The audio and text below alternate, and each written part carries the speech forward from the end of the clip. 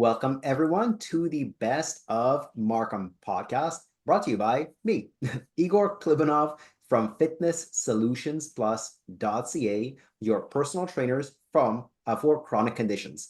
Here with me today is Dr. Rachel Goddard from Goddard Chiropractic. Rachel, thank you so much for being here. Tell us a bit about yourself. Thank you so much for having me, first off. I've been really excited to come onto your podcast and talk all things health. I know that you're super passionate also about helping people. And a little bit about myself. I've been a chiropractor for almost 14 years. I practice in Scarborough, and we have had this clinic running for about 6 years. I was an associate previously, and being in this profession has been something that I've always dreamed of. I've wanted to be a chiropractor since I was 12. Yeah, And when it started, it was because I was a gymnast and I did gymnastics at the national level. And right. so when you're a gymnast, you're just hurt all the time. So seeing different kinds of healthcare really honed me into how awesome chiropractic care can be. Right. And it's just been really interesting to have the dream become a reality and all those, little tiny things that happen in life. Part of why I feel so passionate about chiropractic care is because I'm a patient first. I've Mhm. always really loved what we could do in chiropractic care, Yeah. but I always do like to say I'm not a crazy chiro. That's like the first thing I do when I introduce myself to somebody, because I have had amazing care, amazing chiropractic care. I've also had the worst kind of care possible. Mhm. And I have been injured by a chiropractor. My sister's been injured by a chiropractor. My dad's been injured by a chiropractor. So I understand the pitfalls of my own profession. And so we just try to create a space in here that people feel like they're family. They feel like they're not a number. They're having someone who genuinely cares about their well-being, just like how you are with your clients, Yeah. and someone and a place where you feel just at ease. A lot of our patients talk about how comfortable, like some people forget their shoes when they're leaving here Yeah. because they just feel like they're leaving their house. And so um, part of the kind of chiropractic journey that it took for me to get here was first being the patient, being Yeah. injured, finding those treatments that really work for me. And then, luckily enough, part of my schooling was actually getting a scholarship, a gymnastics scholarship, and an academic scholarship to a school in Texas, Texas Women's University. And the idea, I did kinesiology there as well and a science major as well. And once I got home, I kind of was like, this is like the time to do this. I really have to apply. And here we are, 14 years later, or technically 18 years later, because Yeah. chiropractic school was 4 years long.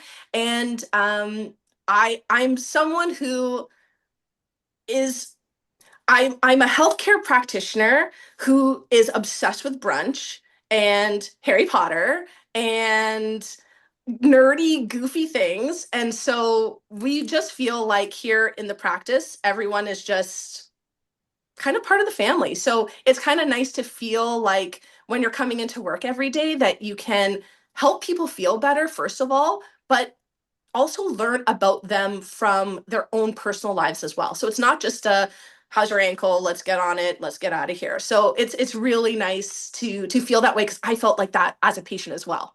Yeah. Yeah. No, that's the best when you can actually connect with your patients on a personal level. It's And it's so amazing. yeah, yeah. And I totally relate from a personal training perspective because yes, I want to help people with their chronic conditions, their diabetes, their obesity, osteoporosis, etc. But it's for me, it's a lot of fun to come to work because I basically get to hang out with my friends, my clients. Exactly. Uh, Exactly. yeah, It's it's a so lot. true. We said today we have a couple of patients coming from vacation, going to vacation, and I always call it the pre-vacation tune-up because I'm like, listen, you're walking on a beach. Like, we need to make sure your feet are good. Like, we're gonna do this kind of stuff. Like, how are you gonna lay on the on your oh my gosh, on your bed to fully relax if your shoulders aren't open and things like that. So it's really lovely because you get to hit those milestones with people and really understand who those people are and why the journey is so important. Yeah, yeah, absolutely. And you're not just a chiropractor, you're a clinic director. I am. You're an Yeah. entrepreneur. Uh, So some chiropractors go and work for another chiropractor or the clinic mhm. or multidisciplinary clinic, and some start their own clinics. What makes you decide to do it on your own? I feel like it was, I feel like it was always kind of part of the plan to be able to create something that really spoke to me and the kind of experience that I wanted to have for my patients. Yeah, I feel that when you work for someone, under someone, you're a little bit restricted, which, that's like what you need to do. But there are, whether it's policies or the way in which people are treated, or, even something like wait times, yeah. that's something I felt really passionate about. So we actually moved into this place. I think it was April of 2019. So just less than a year before the pandemic started. Yeah. So I felt that it was time to start to expand, to broaden my horizons, and to separate myself from where we were previously, to allow myself the freedom to shape the practice the way I wanted it shaped. Mhm. I feel that because I was a patient for all of my life, I have a different perspective than someone who's never really been in a clinic setting and only as the doctor. I Right. feel like there's that disconnect when you go into healthcare, when you see people who have never experienced what you've experienced.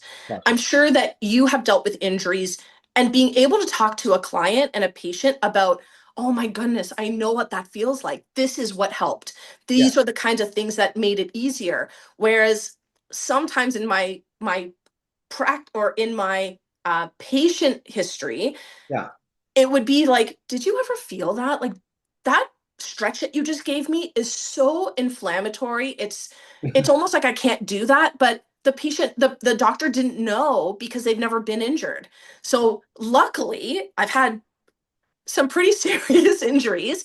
And so being able to talk to patients like that, it just gave me a better understanding, creating the patient experience coming from our own practice. Gotcha. So it's so it seems like one of the things that you like most about entrepreneurship is treating the way like in your unique style. It's definitely it's, first of all, that's a fantastic way of putting it, because I really do treat quite differently. I feel that sadly and justifiably, chiropractors get a really bad rap. Now, all there is on TikTok are just those crazy adjustments, and they actually make me quite ill when I watch them. As a patient who was also very injured, I've had multiple concussions, I've dislocated the shoulder 4 times, like, I've had surgeries, I've had broken bones. Watching an individual have that kind of treatment makes me so angry, because it really makes people fearful of what they think other practitioners will do. Now, there's a lot of, I'll call them crazy chiropractors, not to create controversy, but that's not what chiropractic care is. Right. That is a show. That's not really what a chiropractor who is good at what they do does, because we have more tools in our toolbox than just that. So I feel very passionate about the kind of treatment that's given. I also have a couple of autoimmune disorders, so my spine is kind of fused in some areas. Yeah. And so having the traditional chiropractic care won't work for me. Yeah. I'm unable to tolerate those kind of treatments. So the way I treat is really, I like to say it's gentle and yet effective. And I always like to say I'm a little bit sneaky, because I can get to where I need to get to. I just don't need to kill you to get there. Yeah. And the idea of no pain, no gain is also really upsetting to me, because as a former gymnast, It was all pain most of the time. And Yeah, I don't want my patients to feel that way. yeah, Most people come in here in a lot of pain. I am very lucky that my very, very, very first patient in practice, I still treat to this day. yeah, So I've carried patients through for all these 14 years. And to see them through different stages of their lives and different injuries, sometimes I'm really lucky. And there's days where, everyone's feeling really good and it's a lot of just like maintenance care. But if you are an individual who has been dealing with, let's say, a lower back injury where you can't really move, or a hip injury where you can't climb a set of stairs. You don't want someone ripping your hip out of socket. You want someone who's going to be able to get to where they need to get to yeah. and make you feel really good without having to beat you up. Oh, So a lot of my treatment is, I see a lot of people who are really fearful of chiropractic care, and yeah, their friends have referred them to me and they're like, this is it. I'm like, this is it. Like, I don't have to go crazy. If your body feels safe with me, I can do whatever I want. And then your body doesn't have to resist everything I'm doing. But a lot of traditional chiropractic care is bite down, grip, yeah, hold on for dear life, and then you feel terrible for a week. And I didn't want to make people feel that way. So I felt that way. I didn't want that for my patients. So it has been really nice being able to give a patient that kind of experience and become the chiropractor I always dreamed of. yeah. That's a great philosophy and great story. It's Yeah, funny that no pain, no gain is such a common, I guess, misconception in chiropractic care. I think it started from bodybuilding, but it doesn't make sense in rehab. it Pain does. is the reason people are coming, they're coming to get rid of it. No pain is good. Exactly. It's so counterproductive to actually helping a patient. I feel like what's really what I've really started to kind of reflect on is I don't have an ego. Yeah, I will always be learning. When I'm 60 and I'm still treating, I yeah, will still be learning. yeah, I feel way better in practice than I did when I first started, of course. yeah, And every 5 years, you're like, wow, this is getting better. But then all you have is another patient bring you in something that's a little different or a little bit more challenging. And if you have an ego, that person will never get better. You yeah, have to always learn. You have to always ask yourself the question, what can I do differently with this particular person that's going to get them to where they need to get to? yeah, And so that's been a real strength of mine is taking every single person, even patients I know for a long, long time, take them for where they are today. What is new today? What's different? Because even with your clients, yeah, you're always thinking and wandering in the back of your mind when they come in and they're like, oh, I'm feeling a little lightheaded today, or I'm feeling a little bit sick, or I'm feeling a little under the weather. I'm always worried about what else could there be? What are the questions that yeah. I need to ask to make sure that this person is leaving here feeling amazing? And if things change on their part, how can they support themselves to make sure that they're getting those questions answered in a way that makes sure that their health is as optimal as it possibly could be? Yeah, yeah, you have to ask these things with genuine curiosity, and that's Absolutely. that's the mark of a true professional. Yes, they know, they're confident in what they know, but Yeah. they don't know everything, and they want to Yeah. know everything. Yeah. Never know everything, but the quest to get there is what makes a person better and better and better over time. Absolutely. And chiropractic care is very much is like gymnastics. Yeah, There's times where you're going to adjust and you're like, I stuck that landing. Like yeah, that was so sick. That was amazing. And then other times where you're like, okay, I need to get better at that. So I was having a conversation with a patient about that today because they were saying, wow, this is like, I remember what it was like at the beginning, and you're now doing this kind of thing. And I said, well, it's like gymnastics. You get better at something, and then what's the next level? What's the next thing that I can do? yeah, And all of it comes down to how can I make a patient feel better? And of course, with my Harry Potter love and all that kind of stuff, patients will say, oh, you're like a magician. And I said, when I start treating you like this, yeah. then you can start to say I'm a magician. But really, it's just anatomy and physiology. We're Yeah, not doing anything crazy. And, unfortunately, chiropractors they really do say some really off the wall kind of things sometimes, but really this is a scientific treatment. This is backed by science. This is science based. And so when we're doing things, it really comes down to the anatomy and the physiology and making sure that that is functioning to the optimal levels. Yeah, yeah. And like I said, I mean, my specialty is chronic conditions. One of them is osteoarthritis. Yes. When a client comes in with osteoarthritis, I'm thinking the first thing we need to do is we just need to normalize the function of that joint. Therefore, what's the function of that joint? So depending on which joint, might be the knee, just to hinge back and forth. If it's the hip, it's got adduction, abduction, circumduction. It's got a lot of different things. All it takes is just figuring out which joints, which functions are missing, and how do we get them back as close as It's possible, you know? it's absolutely true. And what I can assume what you love as well is it's like puzzle pieces. Yeah, exactly. So I'm a huge puzzle person. So all we're doing is like the answer is there. The Yeah, puzzle just needs to be put together in a way where it actually makes sense. So yeah, that's where I get so excited, and it's always something new. And being able to treat people that I've treated for 13 years and make sure that we're not missing pieces, making sure that that is moving in the direction that we want to, and not just, oh well, it's the same thing as last time. right.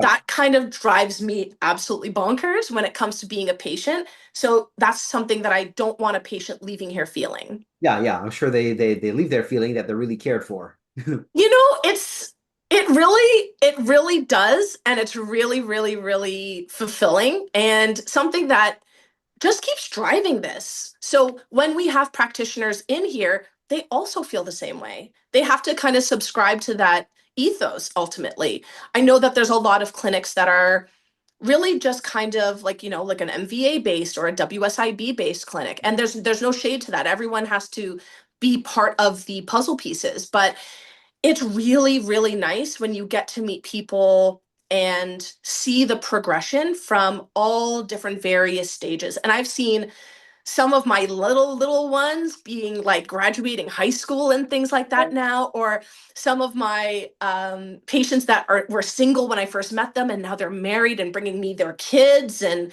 Yeah, it's just seeing all these kind of parts of life happening to people. It's really incredibly fulfilling. It's better than I could have expected it to be. yeah, yeah. I'm on the same page with you. I just printed a mug for my longest line, 15 years, 15-year anniversary mug. And at first, he started to see me 15 years ago. He was 7 years old. He's 85 now. Oh, And back then, he started seeing me because he had facet joint syndrome. After about 3, 4 years, I mean, he progressed so much. I talked about facet joint syndrome. He says, "What's that?" He forgot he ever had it. you're like, it's this thing that you had, man. Yeah. And That's awesome. it wasn't even a small thing. It was very, very bothersome to him. His back would go out serious. He's a very, very active guy. Wow. Plays tennis, plays golf, swims, plays with his grandkids, etc. So when it would go out, he'd be literally bedridden for a week. Hmm. And that would happen 3 or 4 times per year. And to go from that to what's facet joint syndrome, what does that mean? That to me is incredible. That's very, It's like, what else do you want in life? Like, what else, you know? And very then you think about a 70-year-old man yeah, that has dysfunction and an 85-year-old man now who can play with his grandkids. yeah. Like, what a quality of life change. Oh, 100%. And you did that, Yes. Yeah, otherwise, it would have been like, well, you need to go on NSAIDs and you need to yeah, just take it easy and don't do anything. And then where would he be at 85 if he even got to 85? yeah, yeah, exactly. If you You got know?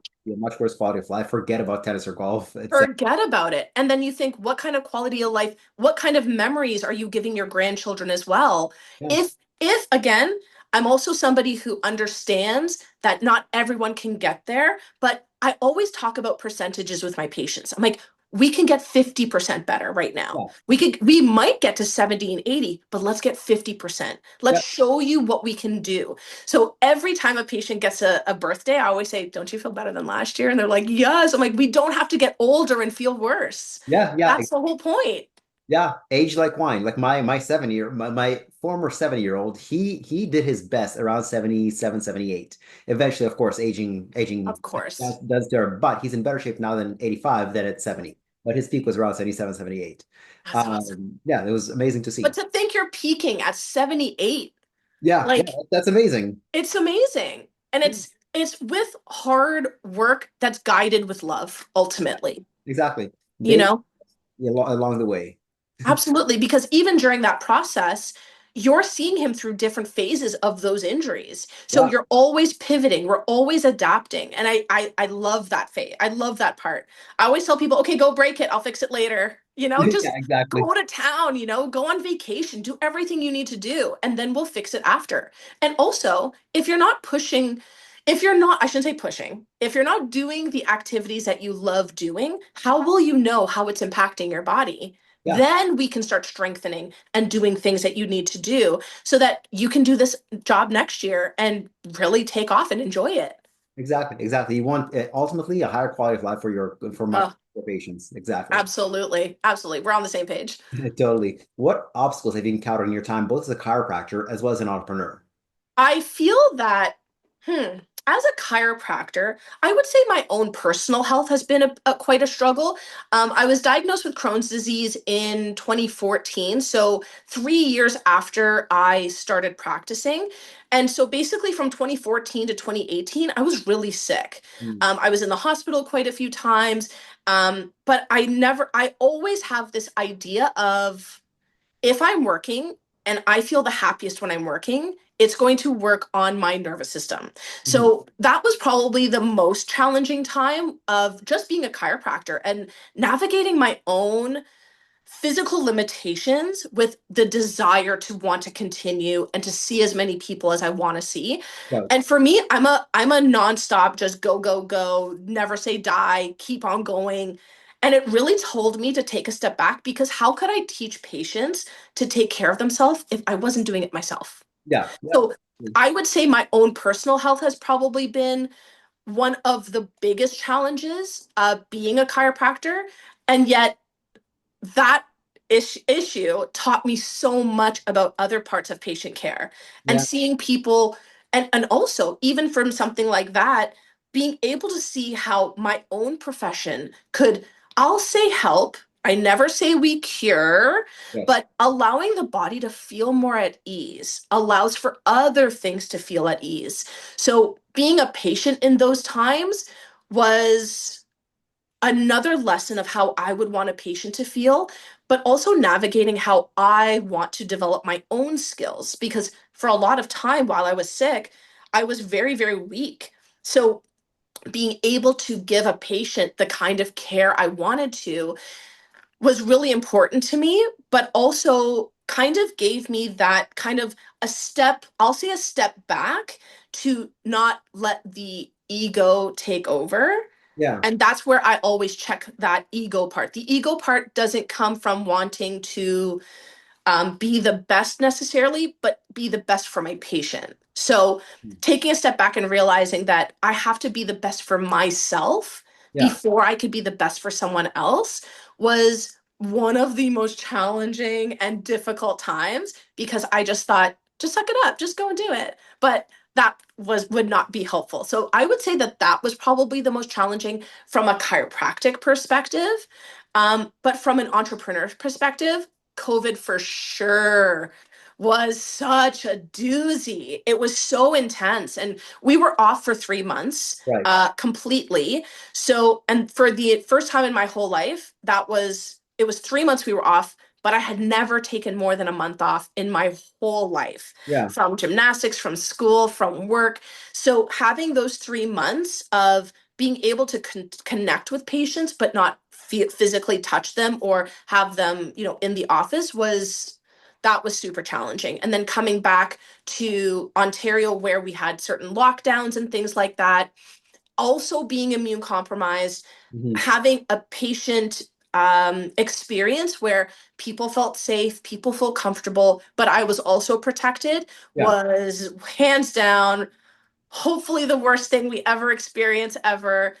Because even as an entrepreneur, changing, you know, our masks went from $2.99 to $50. So it was like a massive jump in all sorts of financial perspectives, but Yeah. then creating like a healthy environment for patients as well. Yeah. So I would say that that pandemic was hands down, let's not go there again. Let's not Yeah. do that ever again situation. So I would say that that was the most challenging time. A lot of people feel the same way. I know one bouldering gym, actually not far from you guys.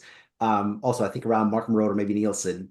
Uh, Perfect. and yeah, they opened up literally months, maybe 2 or 3 months right before COVID, and they had a $15,000 per month lease to pay. Oh, it hurts. It It hurts. hurts. There was so much uncertainty, and we had so many clinics, and I think even now there were so many clinics that shut down, so many practitioners that moved or left or stopped working that our typical referral network really changed in that time as well. So that was also kind of a difficulty navigating who are the people I trust that I need to send people to again. So we've built up that referral system again, which has been really, really fantastic. And it's something that, again, as an entrepreneur, you're constantly pivoting. But what was really great was everybody was pivoting. You weren't the only one. It wasn't like the pandemic only attacked me. So in some ways, it was really challenging, but it was also kind of exciting because you're like, we're all in the same boat. So how are we going to navigate through this? No, I totally get you. Before COVID, my primary way of getting new clients was public speaking. Of course, there was no longer a public to speak to during COVID. Oh, So with first, my business dropped 50, 60%, but mhm. with a change in marketing strategy, we finished 2020 38% better than 2019. So good. COVID was actually the impetus for right now, since COVID, since 2020. I mean, my business started in 2010. I've never had such fast growth as I did since 2020. We've had between 30 to 38% year-over-year growth since then. And So then incredible. yeah, change in marketing strategy. So some people adapted, some people didn't, some people did other stuff. Some It's people so just true. we're not in COVID anymore. It's so true. It's such a relief, but it really gives you, I would say, like a little pat on the back to be like, we did what we needed to do to get to that next level. And Yeah, like you said, not a lot of people did that pivoting. So, we're lucky to be sitting here, but luck also is the determination and the continued drive to make sure that our goals are being met and accomplished. yeah, totally. And I know you mentioned a couple of things you do in your free time. You love brunch, you love Harry Potter, I but love brunch. All of my patients. So on a Saturday, yeah. usually the questions like, okay, so how are you doing? How's everything feeling? Where are you going for brunch? Because everyone knows that I'm a brunch girl. And it's funny because I know you're the best of Markham, and I have to shout out Sisters and Co. for their Well, amazing brunch. Like they have I, amazing, amazing yeah, brunch. I've been to Sisters and Co a bunch of times. They're Oh, my top 2 or 3 spots for breakfast or brunch or lunch ever. I'm telling you, the three women that I met, that run Sisters and Co. I actually was on my way to another brunch place in 2019 Yeah, before they opened their original location on Dundas, yeah, and walked by, like, what's this place all about? And they're just such fantastic women. I'm so happy they opened their second location. And if any of your viewers or listeners have never been there, please go. Please frequent them. They have an incredible menu yeah, and they're just lovely. They also really care about their the people that come and eat there too, and you will never be disappointed with yeah, anything that you're going to get there. 100%. Yeah, For people who don't know and are listening to this and are hearing Dundas, their marketing location is on Birchmount and 14th. absolutely. I should have mentioned that as well. That's fantastic. Yeah. Fantastic. And Rachel, thank you so much for this interview. How can our viewers and listeners get in touch with you? Well, we are on Google, so you can just search Goddard Chiropractic and Associates. We're located at Markham and Shepherd. And if you would like to see us on Instagram, we're also at Goddard Chiropractic there. We also, if through Google, you can find our email address, our phone number as well. Our phone number here is 437-244-4414. Kind of sounds like a pizza number. I kind of like that a lot. But you can very easily reach out to us, send us an email, send us a call, send us a DM. We're really open to helping as many people need help. Awesome. And I'll have all these details in the show notes as well. Amazing. Thank you so much. I really appreciate this interview. Thanks so much, Igor. It was wonderful talking to you today. Likewise.